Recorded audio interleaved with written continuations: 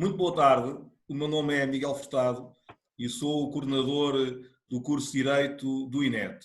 Em dia aberto, decidi convidar para uma conversa aqui o meu amigo, o Dr. Guilherme Müller, responsável jurídico do Estoril Praia, e desde logo, Guilherme, muito obrigado por teres aceito este convite.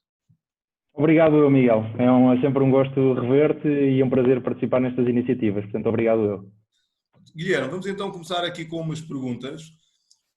Primeiro ponto, eu queria perceber como funciona a estrutura do Estoril Praia, portanto, como é feita a ligação entre o clube e a sociedade desportiva.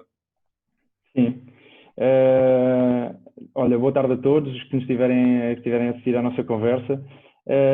Portanto, como disseste bem, eu trabalho na Estoril Praia SAD, portanto, faço parte do gabinete jurídico da Estoril Praia SAD.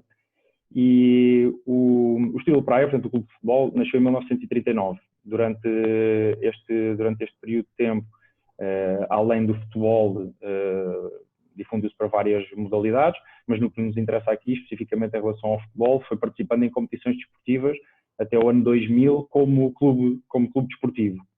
Depois, entretanto, quando houve uma alteração significativa em Portugal, em que os clubes se começaram a transformar em sociedades desportivas, o Estoril Praia transformou-se numa sociedade anónima desportiva em 2000. Isso foi feito, basicamente, o que aconteceu foi, dentro do clube, Grupo Desportivo Estoril Praia, havia várias secções e várias modalidades, pegaram na modalidade do futebol e o que fizeram foi basicamente como se atirassem e pusessem ao lado do Grupo Desportivo Estoril Praia, passando esse a ficar como uma estrutura quase independente, ainda que com o mesmo nome e com o mesmo emblema e jogando com as mesmas cores, mas é uma estrutura profissional e é uma estrutura que funciona paralelamente, os dois no mesmo caminho, mas funcionam paralelamente um ao outro. Basicamente, a grande diferença é que toda a estrutura do clube desportivo é uma estrutura amadora e a estrutura da SAD é uma estrutura profissional. Portanto, todos os jogadores que fazem parte desta estrutura são jogadores profissionais, portanto, têm um contrato de trabalho desportivo e todos estão integrados numa estrutura que é profissional. Portanto, é uma estrutura que tem trabalhadores, que tem pessoas que lidam em exclusivo com este fenómeno e, portanto, muda um bocadinho aquele paradigma, que é o paradigma das associações, da maioria das associações desportivas em Portugal, que é um paradigma bastante amador, em que as pessoas se juntam e, enfim, organizam as coisas no seu tempo livre ou com alguma carolice conseguem resolver os problemas da associação desportiva. Aqui é o contrário, aqui todas as pessoas que lá trabalham são pessoas que são profissionais. O que é que acontece? Nós, apesar de continuarmos ligados ao Estoril Praia, porque temos a mesma marca e representamos a mesma instituição, na verdade funcionamos como uma estrutura completamente separada. Mas é uma estrutura que não pode viver uma sem a outra.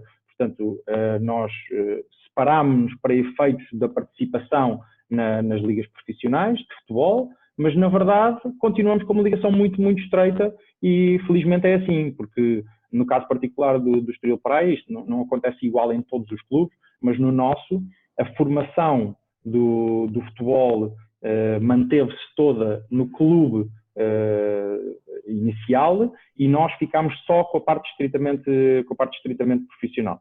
Portanto, basicamente, numa primeira fase, a Estoril Praia SAD constituiu uma equipa de futebol, que participou, por acaso neste momento participa na segunda liga, já tem tido uma série de participações na primeira liga desde que foi constituída, e depois agora recentemente, há 2 anos, constituímos também uma equipa de sub-23 que participa num campeonato organizado pela Federação Portuguesa de Futebol, que é a Liga Revelação. E, portanto, esta ligação, respondendo diretamente à tua pergunta, portanto, isto mostra a separação que existe entre as duas coisas, mas acima de tudo, esta separação só é possível porque à partida, e terá que ser assim para sempre, existe e continuará a existir uma ligação muito forte entre as duas instituições, entre o clube e a SAD, porque um não pode verdadeiramente viver sem o outro.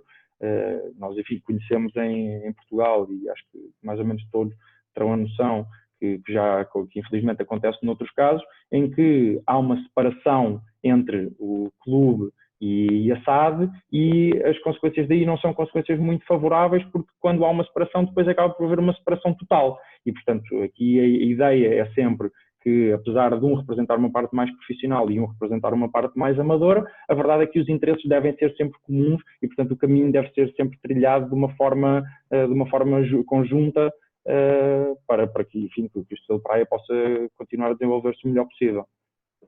Muito bem, Guilherme. E relativamente a um gabinete jurídico, o que é que um gabinete dessa natureza efetivamente faz?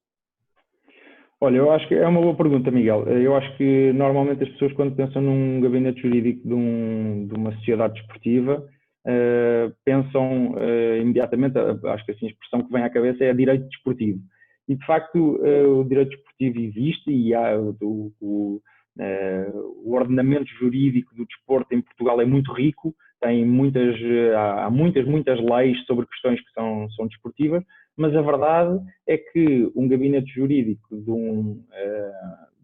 uma sociedade desportiva, em muitas coisas, há de ser igual a um gabinete jurídico de uma empresa de farturas, porque, na verdade, nós continuamos a ter trabalhadores que são iguais a um trabalhadores de uma empresa de outra coisa qualquer, temos contratos que são os contratos de fotocopiadoras, contratos de tratamento de relva, contratos de uma série de coisas que não têm diretamente a ver com direito desportivo. E, portanto, um gabinete jurídico de uma sociedade desportiva, aquilo que faz é, tal como um gabinete jurídico de uma outra sociedade qualquer, resolve todas, ou tenta, enfim, dentro do género, tenta resolver todas as matérias de natureza jurídica que permitam que uma sociedade funcione, com uma especificidade. É que, de facto, apesar de em muitas coisas nos aproximarmos de uma empresa de farturas, na verdade depois há uma coisa que nos distingue, é que o produto que nós trabalhamos e o produto que nós vendemos, em vez de serem farturas, são jogadores de futebol. E, portanto, há toda uma quantidade de regras que são específicas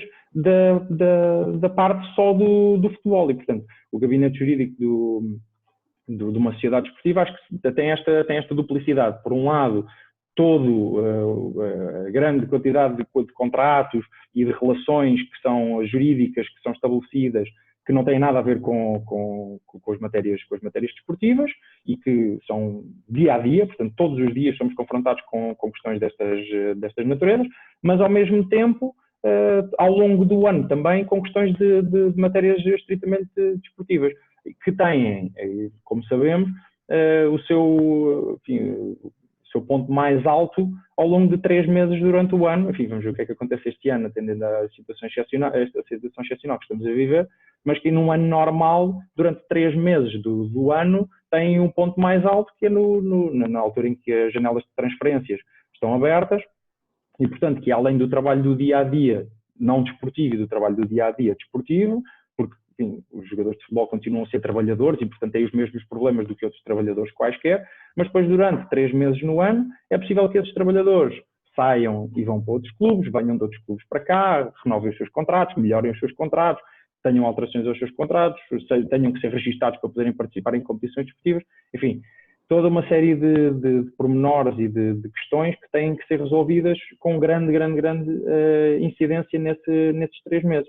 Portanto, eu acho que, para ter assim uma boa noção, temos que imaginar que um gabinete jurídico destes funciona como outro de uma empresa qualquer, com o mesmo género de problemas, mas depois com os problemas específicos do desporto, que são os do dia-a-dia também, mas depois 3 meses por ano são os específicos às transferências e aos registros de contratos. Portanto, acho que é basicamente isto, assim que funciona um gabinete jurídico.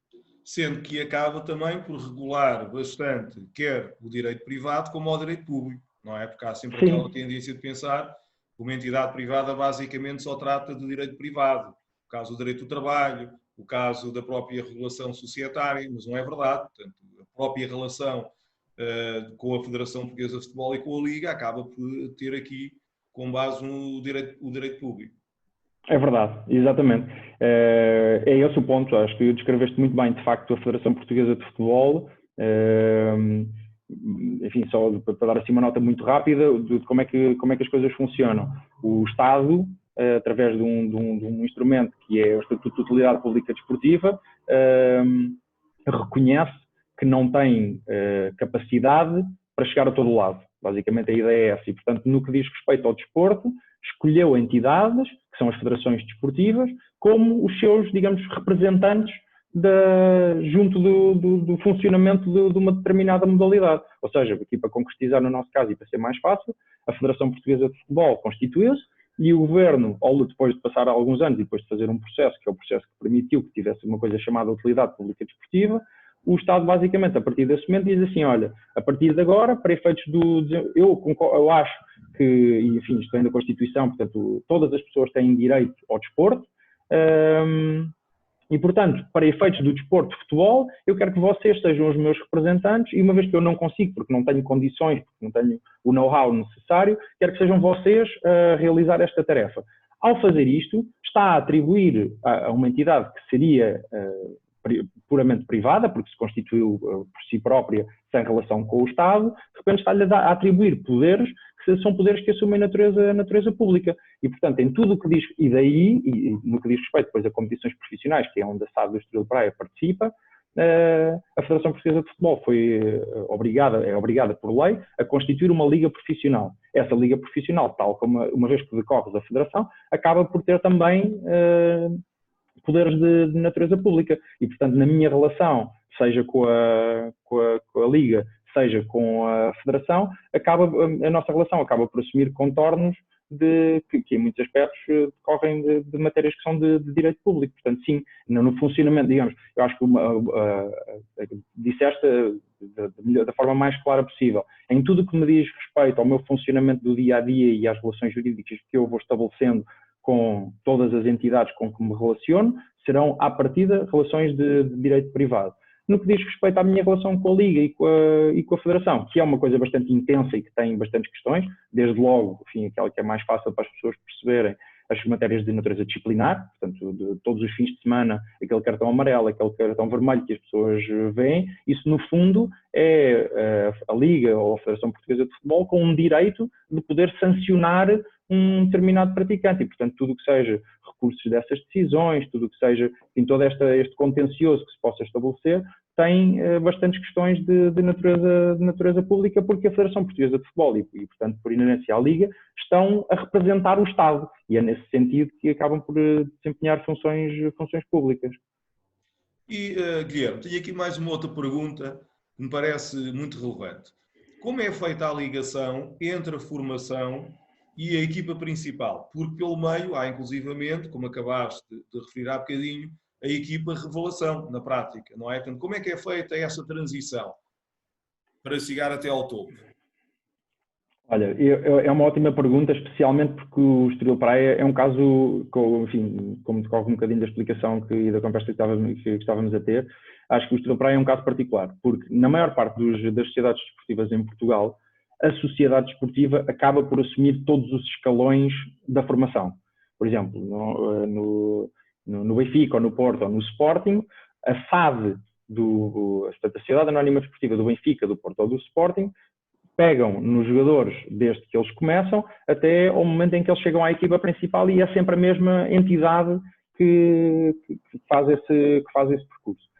O Estoril, como o clube desportivo já tinha uma tradição, o Estoril tem bastante tradição na formação de jogadores e, portanto, começa esse procedimento e toda essa estratégia já estava montada ainda antes da existência da SAD. A decisão que existiu na altura, quando a SAD foi constituída, é que a SAD só assumiria a parte profissional. Ou seja, tudo o que é formação fica no clube, tudo o que é desporto profissional vem para a SAD. Isto, enfim, poderia pensar-se que isto pode trazer aqui uma dificuldade, não é? Porque como são duas entidades diferentes, podia haver aqui alguma dificuldade na passagem. Olha, aquilo que vou dizer, e já é assim desde 2000, com especial incidência nos últimos anos, e já vamos falar por causa da questão da Liga-Relação também, mas a verdade é que a relação tem corrido muito bem. Nós temos uma boa formação, bons treinadores, portanto há uma aposta significativa na formação e, portanto, quando os jogadores, a relação entre o clube e a SAD funciona muito bem, portanto, a SAD tem um presidente próprio, o clube tem outro presidente próprio, a relação entre os dois é muito boa e, portanto, as coisas acabam por fluir naturalmente. Portanto, um jogador que faça a sua formação no clube Estoril tem as portas abertas para poder entrar na Sociedade Anónima Desportiva. É do nosso completo interesse que assim seja, até porque eu sei que um rapaz com 10, 11, 12, 13 anos que gosta de jogar futebol e que queira fazer do futebol a sua vida, quando escolhe, nesse momento, ir ou para o Estoril ou ir para, enfim, para outro clube qualquer, sabe e pode encontrar no Estoril um caminho que, se ele for bom e se ele for aplicado e se ele trabalhar, que o vai levar até uma equipa profissional, porque esse percurso existe e, portanto, a relação é muito boa. Os treinadores são diferentes, mas há muitas sinergias, há muitas estruturas partilhadas, há muita ligação, as coisas estão bem definidas, portanto não há espaço para grandes... Enfim, há sempre aquele problema, às vezes muda um presidente aqui, muda uma pessoa ali, depois às vezes as pessoas não se entendem. As coisas estão muito protocoladas, estão bastante bem organizadas para ter a certeza que isso não pode acontecer e que, enfim, nós agora estamos em 2020, não sabemos como é que vamos estar em 2030, ou em 2040, ou em 2050, e o que interessa é que as relações continuem boas, independentemente de estar lá o Zé, ou o António ou o Manel. E, portanto, há um protocolo que funciona bem e que distribui os direitos e os deveres e a forma como as coisas se devem organizar. Até à data, posso dizer que a relação é muito boa e que acho que um jovem que entre com 12 ou com 13 anos consegue olhar para cima e consegue perceber que se fizer por isso, tem a oportunidade de chegar até à equipa profissional. E tocaste aí num ponto-chave, que é, se esta relação já era boa antes, a verdade é que há uma altura muito relevante na vida de um jogador de futebol e que acontece no momento da transição dos júniores para os séniores. Porque a idade de maturação desportiva não é igual em todos os miúdos. E num casos acontece aos 17 anos, noutros casos acontece aos 18, noutros casos acontece aos 19 e noutros casos acontece aos 20. E, portanto, é ali uma transição muito difícil entre os júniores e os séniores. Eu acho que a Liga Revelação veio permitir, veio completar aqui um bocadinho esta lacuna. E, portanto, vem dizer o que é que vem fazer. Vem dizer basicamente assim... miúdos que com 18 anos, 19 anos já são top, já estão totalmente preparados, podem saltar diretamente para a equipa principal, sempre foi assim, quer dizer, lembramos-nos de inúmeros casos de jogadores que com 17, com 18 anos já estavam a jogar na equipa principal, portanto fantástico. Para eles a Liga Revelação não é essencial, mas eles não são a regra. A regra são os miúdos que quando chegam aos 17, quando chegam aos 18 anos, não estão preparados para a competitividade e para a exigência de uma liga profissional. E, portanto, a Liga Revelação permite mais um degrau na escada. E, portanto, permite um degrau que não é totalmente profissional, porque permite que ainda sejam celebrados algumas relações amadoras com os jogadores, portanto, não obriga a um profissionalismo, não obriga a salários tão altos quanto nas competições profissionais, porque as competições profissionais têm salários mínimos que são bastante altos e, portanto, obrigam a todo um peso financeiro significativo para uma sociedade e, portanto, aquilo veio, no fundo, completar a escada e fazer com que os degraus sejam um bocadinho mais aproximados e que o miúdo que, se calhar, aos 17, 18 anos não estava preparado, tenha ali a oportunidade de, em 1, 2 anos, mostrar que crescer e mostrar que tem condições. Portanto, sim, respondendo à tua pergunta, a relação é boa. É essencial que, nestes casos, haja definição e que essa definição seja clara para depois não haver. No que diz respeito em particular à questão da Liga Revelação, acho que foi um ótimo instrumento que a Federação Portuguesa de Futebol arranjou, porque já existe há 2 anos e acho que eu tenho acompanhado bastante, porque a SAD do Estoril tem equipa na Liga Revelação desde o início, com bons resultados, e a verdade é que para nós, e acho que para a maior parte das equipas, tem sido um microcosmos que tem permitido ali desenvolvimentos de jogadores que em condições normais não teriam possibilidades, especialmente jogadores portugueses. E acho que isso é um ponto muito significativo, porque cada vez mais aquilo que vou assistindo há mais... Isto permite uma tendência maior de apostar no jogador português do que apostar num jogador, se calhar, com 19 anos, com 20 anos brasileiro, ou que é o mercado tipicamente onde as nossas equipas recorrem. Mas aqui, saber que o miúdo português tem ali mais 1 ano ou mais 2 anos para se poder mostrar, isso acho que até fez toda a diferença aqui na formação, no nosso futebol de formação. Portanto, acho que funcionou muito bem. Guilherme, eu retive aqui vários pontos importantes que acabaste de referir. Desde logo, a relevância do direito. Portanto, haver regras bem definidas. Portanto, é logo importante perceber a ferramenta que o direito é para um qualquer funcionamento de uma qualquer entidade ou da própria relação que os cidadãos têm entre si. Portanto, há regras protocolares bem definidas e essas regras protocolares aparece efetivamente o direito. Outro ponto que eu retive aqui relevante é a questão da motivação. Portanto, acaba por haver uma motivação da criança que quer desenvolver com uma tendência de poder mais à frente integrar uma equipa principal. Portanto, aquele sonho, aquela ambição que ela tem, acaba por ser aqui facilitado e ela, inclusivamente, acaba por perceber que vale a pena trabalhar porque pode conseguir alcançar o patamar que pretende. E um terceiro ponto também que eu retive aqui, muito relevante do que acabaste de dizer, tem a ver precisamente, e concordo totalmente contigo, com a questão da Liga Revelação, que aquela maturidade que é preciso ainda alcançar, o atleta acaba em muitas situações por ficar pelo caminho. A Liga Revelação acaba por ser um ponto de transição facilitado. Portanto, aquele atleta acaba por ficar na mesma entidade, acaba por ficar no mesmo clube, com a mesma vivência a que está habituado, e, portanto, o ponto de maturação é mais fácil de aparecer. Antes era um bocado diferente. Ele acabava toda a parte de formação e era entregue a um outro clube, inclusivamente fora da sua própria cidade, onde ele estava localizado. E aqui acaba por fazer uma transição com o acompanhamento daqueles que sempre também o acompanharam até aqui. Portanto, retive aqui estes 3 pontos principais que acabaste de referir.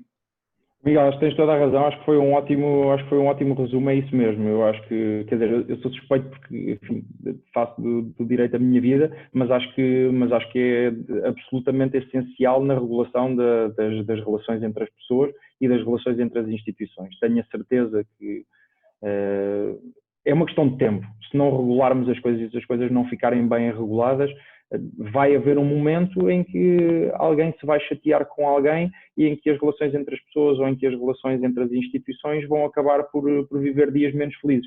Se nos dias menos felizes não houver regras que definam claramente quais são os direitos de uns e quais são os direitos de outros, acho que, enfim, entregamos-nos um bocadinho ao caos. Portanto, eu concordo sem dúvida, acho que tens toda a razão e no que diz respeito à Liga Revelação, acho que disseste uma coisa muito interessante e que tem uma ligação particularmente significativa com a questão do direito. Eu vou tentar explicar isso só de uma forma muito simples, mas acho que focaste aí um ponto muito importante e que acho que como fizeste questão de salientar aqui as relações, a importância que o direito tem nestas coisas, acho que vou só dar aqui uma notinha que é esse papel que tu dizias que a maturidade tem no desenvolvimento de um jogador e que às vezes há muitos jogadores que se perdem de facto no caminho porque ainda não atingiram aquele patamar. A Liga Revelação fez uma coisa que pessoalmente eu acho que foi muito bem feita e que tem relação com as matérias jurídicas.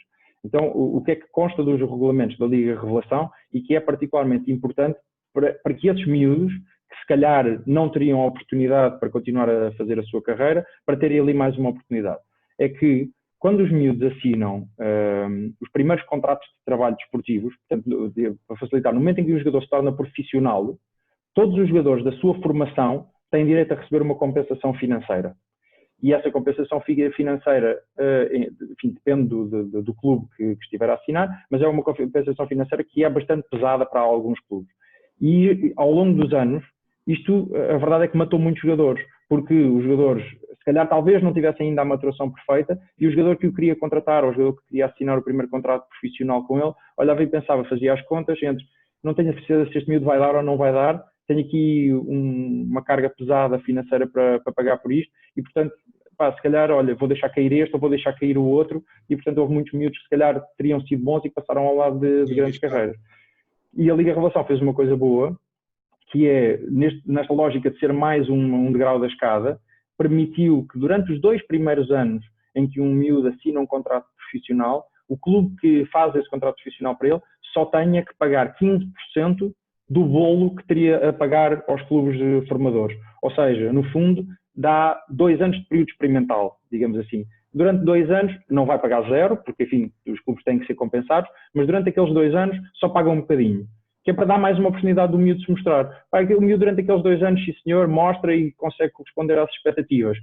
Fica para além dos 2 anos. A entidade que o profissionalizou paga os restantes 85% a todos os clubes formadores. O miúdo não deu, vai embora e não continua. Houve uma pequena compensação, mas pelo menos foi dada mais uma oportunidade ao miúdo que podia ter dado, não deu, porque enfim, não dá, mas quer dizer, mas também aqui mostra-se como é que uma construção jurídica criativa permitiu arranjar mais uma solução para que miúdos que tenham vontade e que tenham a motivação que dizias, que se calhar ainda não estavam no momento certo de maturação, terem mais um bocadinho de tempo para poderem depois atingir os seus objetivos de chegarem a jogadores profissionais.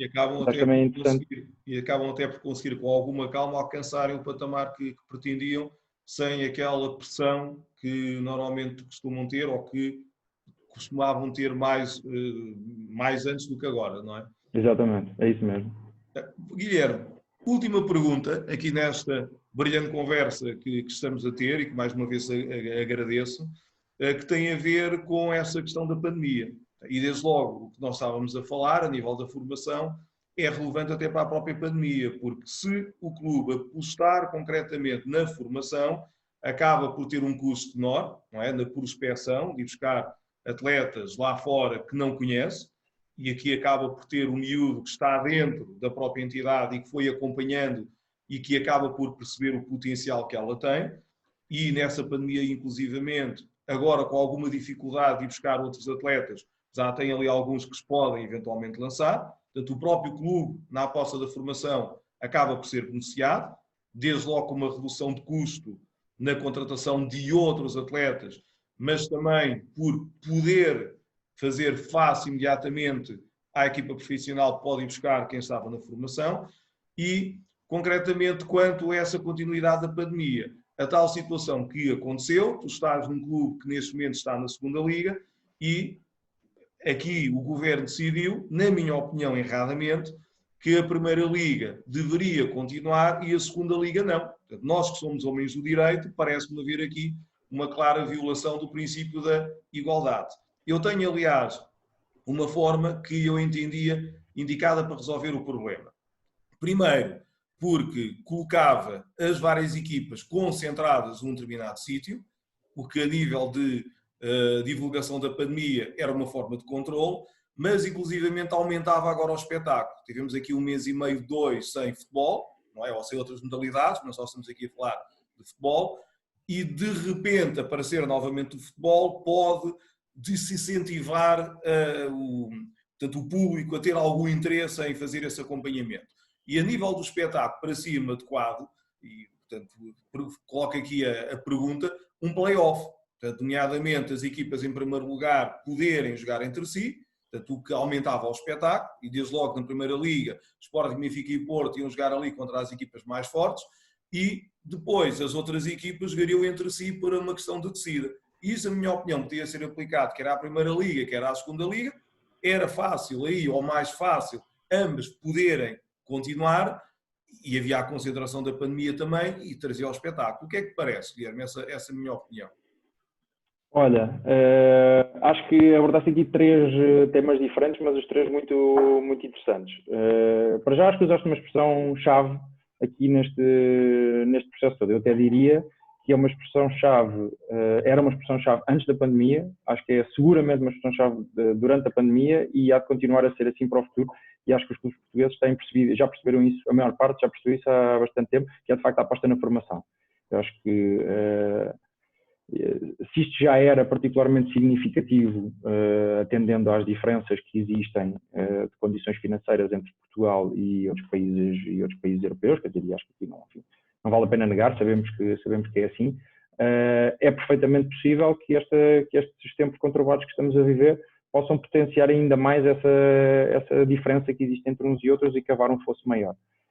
E, portanto, a aposta na formação é essencial. Acho que um clube que acho em 2020 que ainda tem condições para ser uma equipa competitiva, tanto internamente como em termos internacionais, só indo comprar os jogadores, acho que vai ter muitas dificuldades, especialmente porque aqueles mercados onde Portugal antigamente se alimentava, hoje em dia já têm condições muito diferentes e, portanto, acho que se não for baseado numa aposta significativa na formação, acho que vão ter muita dificuldade. Quanto à questão da primeira e da segunda liga, olha, eu acho que enfim, o Estoril até teve a oportunidade de se pronunciar publicamente sobre esta matéria algumas vezes. Eu acho que disseste uma outra boa expressão também. Eu acho que nós somos homens do direito e não somos da saúde. E, portanto, eu, por um lado, tenho dificuldade em contestar o que são decisões de saúde. Eu acho que esta é uma decisão de saúde. E acho que, pelo menos na fase inicial, acho que todos os clubes da segunda Liga foram muito pacientes e foram muito compreensivos com as matérias de saúde. E durante muito tempo, a Liga, logo passado pouco tempo disto tudo ter começado, deu início a um trabalho bastante relevante para a definição de um plano de retoma, ou seja, a ideia era antecipar, era jogar na antecipação, já que estamos a falar de futebol, e preparar as coisas todas para que quando começasse a haver condições, os clubes estarem preparados para isso. E olha, eu participei nisso e nós temos um médico com bastantes competências que também ajudou a participar nisso, e a verdade é que tentámos sempre fazer o caminho para que não houvesse distinção entre a primeira e a segunda liga. Nós achámos desde o início que não havia razões objetivas que justificassem um tratamento diferente. Mas sou sensível às questões de saúde por muitíssimo custo. E a verdade é que num momento muito difícil, o governo tomou uma decisão, e essa decisão foi que num plano de retoma seria possível continuar as competições da Primeira Liga e não seria possível continuar as competições da Segunda Liga. Se quiseres uma opinião pessoal, eu acho que essa decisão pode ter sido um bocadinho precipitada, porque aquilo que eu acho que nós assistimos desde que isto tudo começou em meados de março utilizando outra vez um ditado futebolístico, o que hoje é verdade, amanhã é mentira. E, portanto, ao longo destes tempos, aquilo que fomos vendo num dia estava péssimo, no outro dia já estava melhor, depois já estava péssimo outra vez, enfim, há um grande desconhecimento, não sabemos o que é tudo novo, e, portanto, acho que tomar uma decisão como foi tomada em meados de abril para uma coisa que ia acontecer em junho, portanto, o governo decide em abril que a Primeira Liga pode reiniciar-se em junho, portanto, com mais de um mês de diferença, acho que é muito tempo.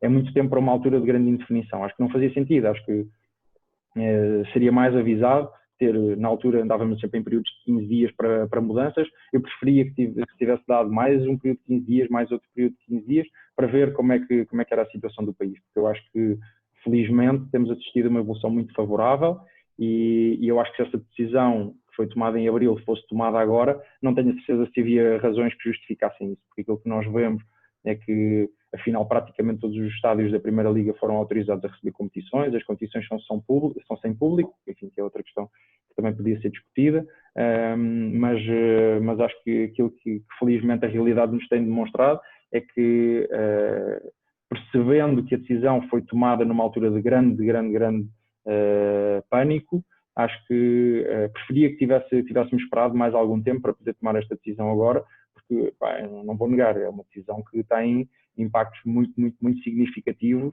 nos clubes da segunda Liga, apesar de ter havido alguns apoios por parte da Liga e por parte da Federação Portuguesa de Futebol. A verdade é que isto tem um impacto muito significativo, desde logo, se não financeiro, desde logo desportivo, porque temos uns jogadores que estão habituados a jogar semana a semana durante um ano e que depois estão habituados a parar entre um mês e um mês e meio entre épocas desportivas. E, de repente, estes jogadores, os meus jogadores, o último jogo que fizeram foi no dia 7 de março. Entretanto, passou abril, passou maio, passou junho, vai passar julho, vai passar agosto e aquilo que se estima é que as competições voltem em setembro. Ou seja, eu tenho rapazes com 19, com 20, com 21 anos que perderam, entre aspas, 6 meses da vida deles, da carreira deles, quando, quer dizer, claro que é uma situação difícil e eu não ponho isso em questão, mas porventura não teria sido necessário. E agora abordando o último ponto que dizias, eu acho que da mesma forma que acho que se poderia ter esperado para tomar a decisão de reiniciar ou não reiniciar a segunda liga, acho que também é à altura de pensar em coisas novas. Acho que esta expressão que tem sido muito utilizada e que todos temos ouvido do novo normal, acho que é isso mesmo e acho que é uma boa expressão. Acho que não vale a pena olharmos para o presente e olharmos para o futuro com os mesmos olhos que olhávamos para o passado. E, portanto, eu acho que está na altura das ideias novas. Está na altura de sermos mais originais. Quer dizer, de repente, estamos todos enfiados em casa e todos nos apercebemos que afinal dá para trabalhar através do computador, que afinal conseguimos manter a mesma produtividade em casa do que tínhamos no escritório, que se calhar muitos preconceitos que tínhamos em relação a outros tipos de tecnologias, de forma de pensar, que se calhar não se justificavam. E, portanto, eu acho que estamos numa altura em que não há respostas erradas. Acho que todas as respostas estão certas e todas as propostas são boas.